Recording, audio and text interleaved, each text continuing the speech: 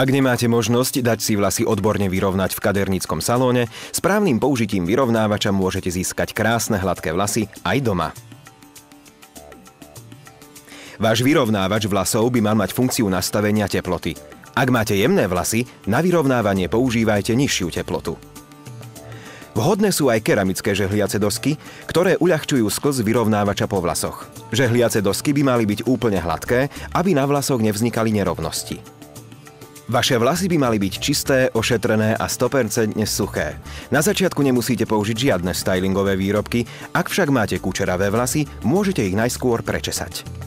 Vlasy najprv rozdielte do prameňov a sponkami oddielte tie, ktoré neupravujete.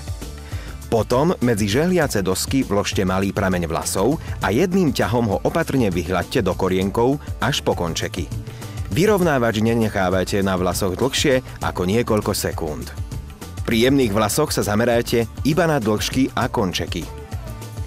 Nezostávajte príliš dlho na jednom mieste. Celý prameň by ste mali vyrovnať jedným plynulým ťahom.